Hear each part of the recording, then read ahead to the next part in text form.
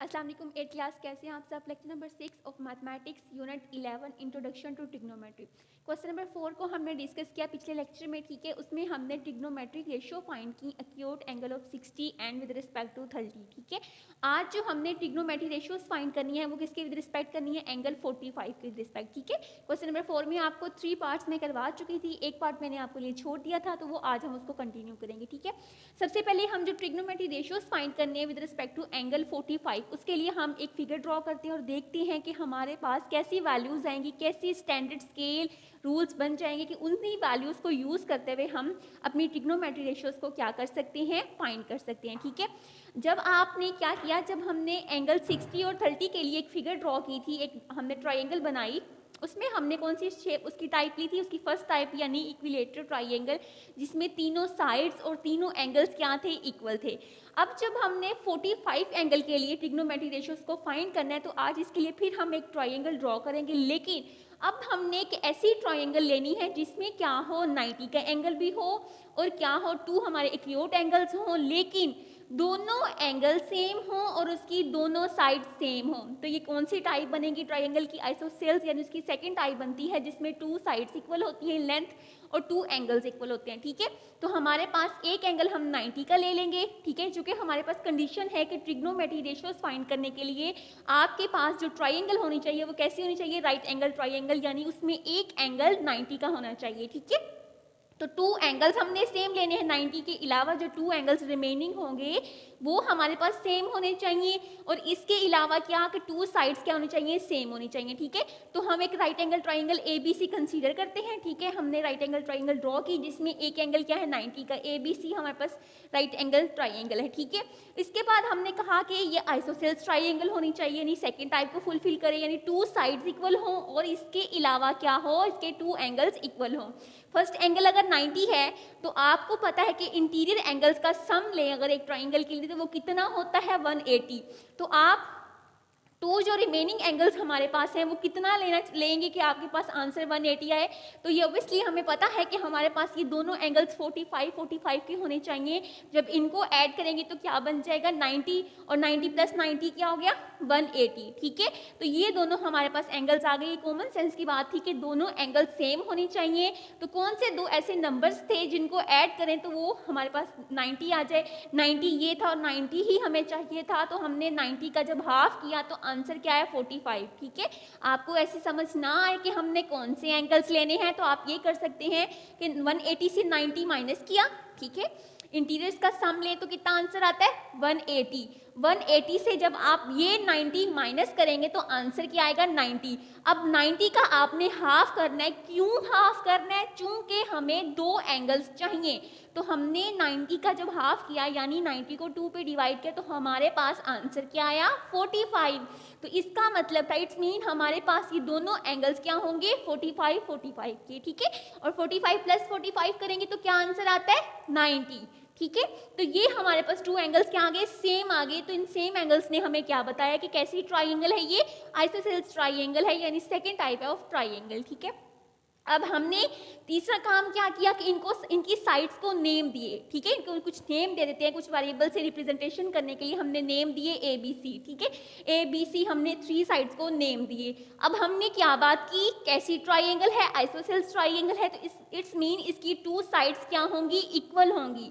2 sides क्या होंगी, equal होंगी। तो मैं लेट कर लेती हूँ कि इसकी ये जो साइड है वो क्या है, 1 है। तो इट्स मीन इसकी ये वाली साइड भी क्या होगी, 1 होगी। अगर मैं यहाँ ये वाली साइड को 1 ले रही हूँ तो इट्स मीन इसकी ये वाली साइड भी क्या होगी, 1 होगी, ठीक है। तो मैंने क्या किया कि इसकी आइसोसेल्स ट्राइंगल जिसमें ये वाली साइड और ये वाली साइड्स क्या हैं, इक्वल हैं, ठीक है। अब आपके पास एक ट्राइंगल आ गई, ठीक है, जिसमें 3 एंगल्स गिवन है आपको, 245 के हैं, एक 90 का है, 3 साइड्स हैं ABC, जिसमें साइड A और B आपको गिवन है। AB कैसे गिवन हुई, ये हमने आइसोसेल्स यानी ट्राइंगल की टाइप से हेल्प ली है, जिसमें बताया जाता है कि 2 साइड सेम होती हैं। तो हमने कहा कि अगर ये दोनों साइड सेम है तो हम लेट कर लेते हैं कि ये क्या है, 1 1 है, ठीक है। इनकी यहाँ से यहाँ तक का डिस्टेंस एज्यूम कर लें या लेंथ कंसीडर कर लें या साइज ऑफ लेंथ या साइज ऑफ साइड कर लें, कुछ भी आप कंसीडर करना चाहें, तो हम कह देते हैं कि ये size of this side is 1, size of this side is 1, ठीक है, कि इसका भी साइज इक्वल टू 1 है, उसका साइज भी क्या है, इक्वल टू 1 है। तो हमने खुद से एज्यूम लेट कर लिया कंस्ट्रक्शंस करने के लिए, उसका मतलब ट्रिग्नोमेट्री रेशियोज को फाइंड करना है, तो हमने अब उसका लिंक तो जनरेट करना है, कुछ ना कुछ परफॉर्मेंस तो देनी है, वर्क तो करना है, तो हमने इसलिए खुद से सपोज कर लिया कि ये भी 1 है, ये भी 1 है, ठीक है। अब हमारे पास ये थर्ड साइड नहीं है, थर्ड साइड हमें फाइंड करनी है। तो आपको पता है कि अगर 3 साइड्स हैं, 2 गिवन है, एक मिसिंग है आपके पास, तो उसको अननोन है, उसको फाइंड करने के लिए आप किससे हेल्प लेते हैं, पाइथागोरस थ्योरम से हेल्प लेते हैं। तो हमने भी वही किया है पाइथागोरस थ्योरम, ठीक है, कि हम पाइथागोरस थ्योरम से क्या कर रहे हैं, हेल्प ले रहे हैं, चूंकि हमें पता है कि अगर 2 साइड्स की वैल्यूज पता हो और एक ही अननोन हो, तो हम इस थ्योरम से फाइंड आउट कर सकते हैं, ठीक है। तो वो हमारे पास क्या फॉर्मूला होता है इसका, hypotenuse square equal to base square plus altitude या परपेंडिकुलर स्क्वायर, ठीक है। अब इसमें चेक करते हैं हमारे पास बेस क्या है, एल्टीट्यूड क्या है आपके पास, और इसके अलावा हाइपोटेनियस क्या है, ठीक है। आपको पता है 90 के सामने वाली साइड, 90 के ऑपोजिट वाली साइड क्या होती है, हाइपोटेनियस। तो इसका मतलब है ये आपकी जो सी साइड है ये क्या हो गया, हाइपोटेनियस हो गया, ठीक है। और 90 एंगल वाली जो साइड है आपके पास, जो वर्टिकल लाइन है, स्ट्रेट है, परपेंडिकुलर है, वो हमारे पास क्या होती है, एज अ एल्टीट्यूड का रोल प्ले करती है, एज अ परपेंडिकुलर का रोल प्ले करती है। तो ये वर्टिकल लाइन आपके पास क्या होगी, परपेंडिकुलर आपका एल्टीट्यूड, ठीक है। और जिस साइड पे यानी हॉरिजॉन्टल लाइन पे जिस पे आपकी ट्रायंगल स्टैंड है, जिस पे खड़ी हुई है, जो आपकी 90 के साथ एडजेस्टेंट साइड है, 90 के साथ जुड़ी हुई साइड है, उसको हम क्या कहते हैं, बेस या एडजेस्टेंट साइड। तो ये जो आपके पास बी साइड है, ये किसका रोल प्ले करेगी, एडजेस्टेंट साइड का, बेस का, ठीक है। तो अब हमें परपेंडिकुलर साइड ए हो गया, बेस आपका बी हो गया, हाइपोटेनियस आपका सी हो गया, ठीक है। अब हमने फाइंड क्या करना है, हमने हाइपोटेनियस साइड फाइंड करनी है, यानी सी की वैल्यू फाइंड करनी है।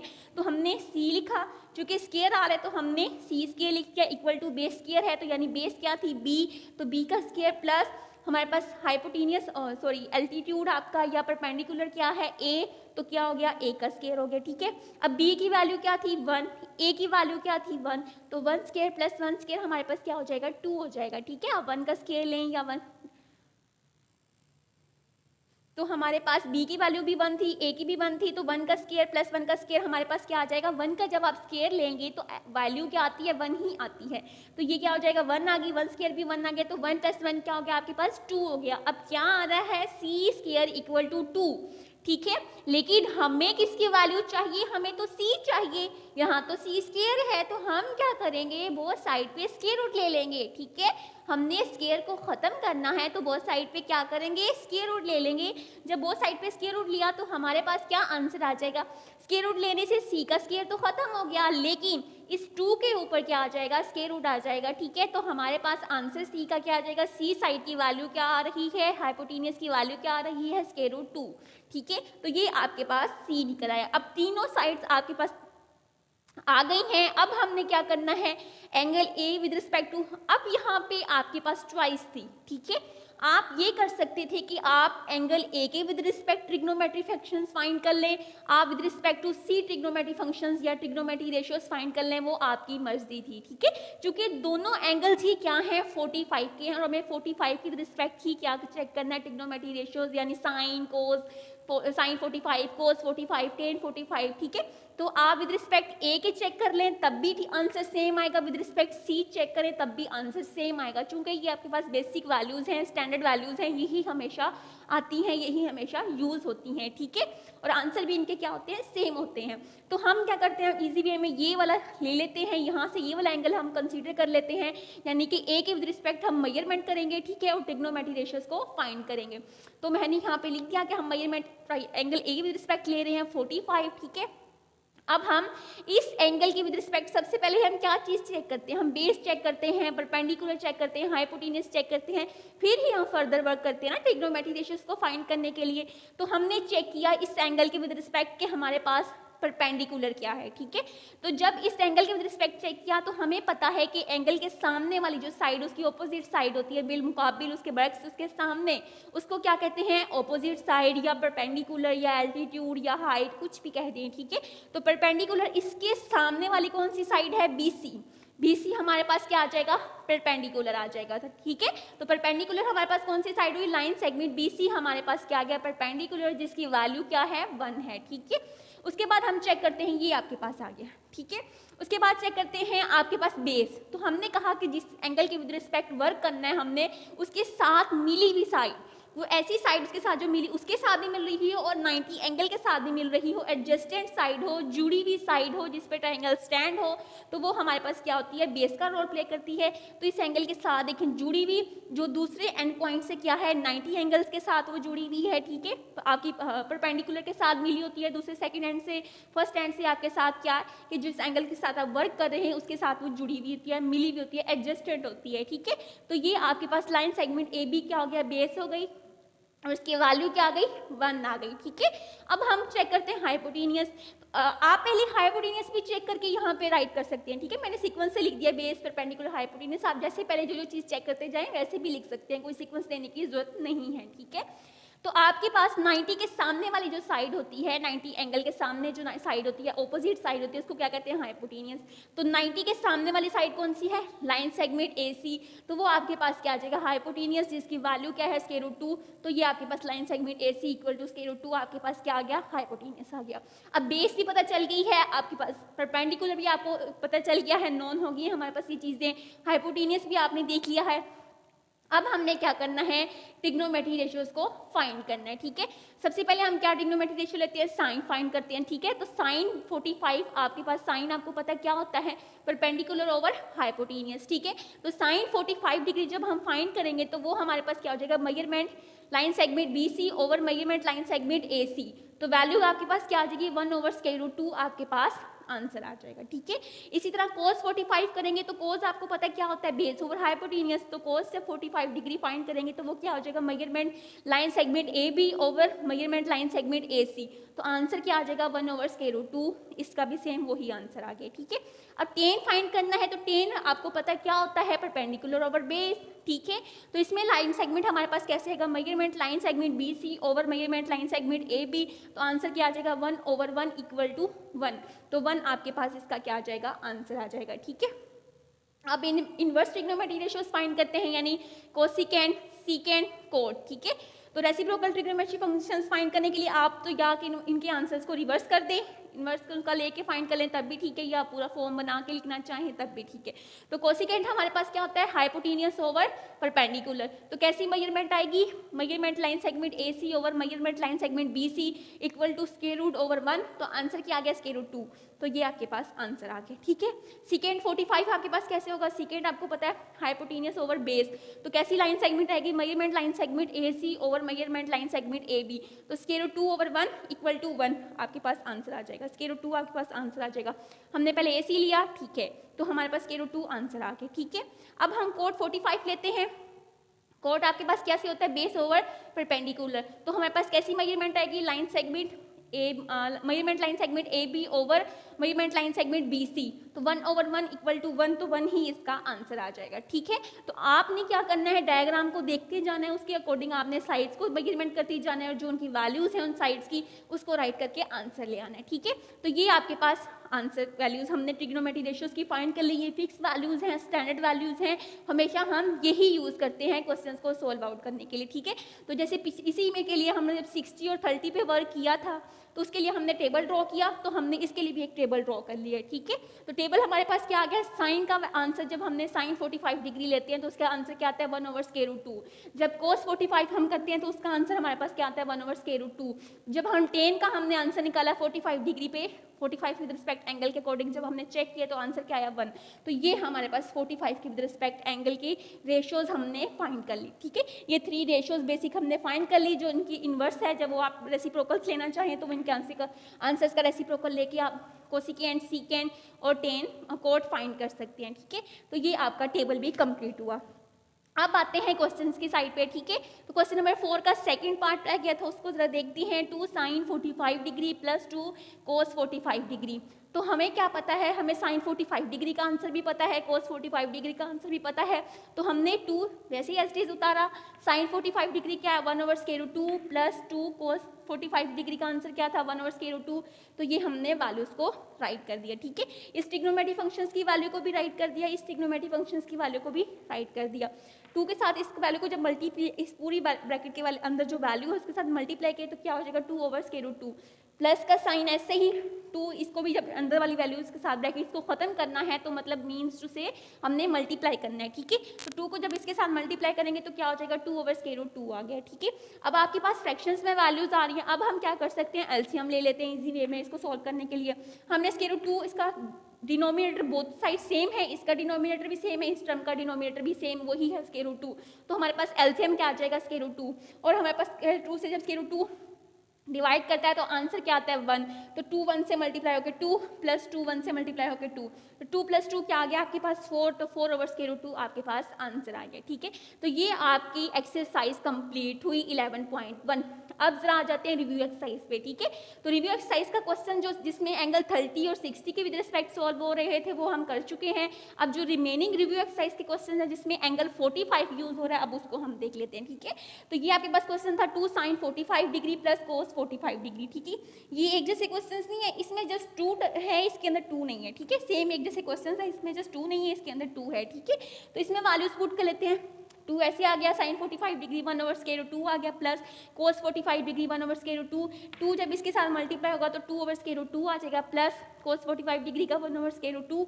उसके बाद हमारे पास डिनोमिनेटर सेम है तो हम एलसीएम लेते हैं, फ्रैक्शंस में वैल्यूज हैं, √2 आ गया, ये से डिवाइड होके 1, 2 के साथ मल्टीप्लाई 2 प्लस ये हमारे पास 1 आ गया, 2 + 1 क्या हो गया, 3, 3/√2 आपके पास आंसर आ गया, ठीक है। तो यहाँ पे 4 आ रहा था, चूंकि यहाँ पे 2 आ रहा था इसके साथ, यहाँ पे कोई वैल्यू नहीं थी इसके साथ मल्टीपल में, तो ये वैल्यू सेम ऐसे ही हमने यूज कर ली, ठीक है।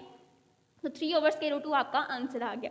नेक्स्ट चलते हैं, इसके क्वेश्चन नंबर 2 का फर्स्ट पार्ट किया, क्वेश्चन नंबर 2 का 4 पार्ट करते हैं। tan 45 डिग्री कोट 45 डिग्री, तो आपको पता है tan क्या है, 1, तो इसका इन्वर्स लेंगे तो वो भी क्या आएगा, 1, यानी कोट भी 1 होता है 45 डिग्री और tan 45 डिग्री भी क्या होता है, 1 होता है। तो आपने इनके आंसर पुट किए 1 और जब इनको मल्टीप्लाई करेंगे तो आंसर क्या आ जाएगा, 1। तो ये हमारे पास ईजी वे में सॉल्व हो गया, ठीक है, आसान सा था। अब क्वेश्चन नंबर 3 चलते हैं, रिव्यू एक्सरसाइज के क्वेश्चन नंबर 3 के फर्स्ट पार्ट में चलते हैं। sin 45 degree plus cos 45 degree, तो sin 45 डिग्री क्या था, 1/√2 प्लस cos 45 डिग्री क्या था, 1/√2।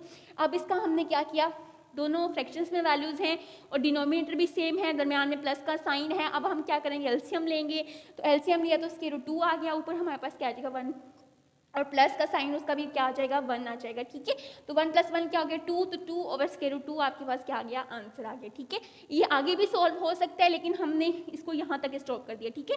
इसका हम आंसर ओनली √2 में भी ला सकते हैं लेकिन हमने इसको यहीं स्टॉप कर दिया, आप इतना ही कर लें तो ठीक है। उसके बाद इसका सेकेंड पार्ट की तरफ चलते हैं, वो क्या है हमारे पास, 3 cos 45 degree plus 4 sin 45 degree. 3 ऐसे ही होता रहा, cos 45 डिग्री का आंसर 1/√2 प्लस 4 ऐसे ही आ गया हमारे पास sin 45 डिग्री 1/√2, ठीक है। अब इस 3 ने इसको ब्रैकेट खत्म करनी है तो 3 को हम उसके साथ मल्टीप्लाई करेंगे, 3 इंटू ये 3/√2 आ जाएगा, प्लस 4 या 4/√2 आ गया आपके पास आंसर। सेम फिर हमारे पास एलसीएम लिया, 3 + 4 करेंगे तो 7/√2 आपके पास क्या आ जाएगा, आपका आंसर आ जाएगा, ठीक है। इसको करते हैं इसके पार्ट 3 को, तो हमारे पास क्या है, 5 cos 45 degree minus 3 sin 45 degree. 5 ऐसे आ गया, cos 45 डिग्री का आंसर 1/√2 माइनस 3 sin 45 डिग्री का आंसर क्या आ जाएगा, 1/√2। मल्टीप्लाई करेंगे तो 5/√2 माइनस ऐसे ही आ गया साइन 3/√2। डिनोमिनेटर सेम है तो एलसीएम √2 आ जाएगा, तो 5 - 3 क्या हो गया, 2, तो 2/√2 आपके पास क्या आ गया, आंसर आ गया, ठीक है। तो ये हमारे पास क्वेश्चंस थे विद रिस्पेक्ट टू, हमने ट्रिग्नोमेट्रिक फंक्शंस फाइंड किए with respect to angle 45। Easy questions है आपके पास, टेबल आपने याद कर लेना है with respect to acute angle 60 और 30 का भी टेबल अच्छे से याद कर लेना है, 45 का भी अच्छे से कर लेना है, कैसे ये वैल्यूज आई हैं, कैसे ये फंक्शंस की वैल्यू जो स्टैंडर्ड पर बेस अपना चुकी हैं, स्टैंडर्ड फॉर्म में आ चुकी हैं, इनको हमने कैसे निकाला है वो भी हमने आइसोसेल्स ट्राइंगल से देख लिया। इसके लिए हमने इक्विलेटरल ट्राइंगल यूज़ की थी, फिर उसको राइट एंगल ट्राइंगल में चेंज किया, ठीक है। तो हमने ये बना के ट्राइंगल्स ड्रॉ करके वैल्यू स्टैंडर्ड निकाल ली हैं और अब हमने टेबल की फॉर्म में भी राइट किया, उसको अच्छे से याद कर लेना आपने और फिर आपके लिए क्वेश्चन सोल्व करना क्या हो जाएंगे, ईजी हो जाएंगे, ठीक है।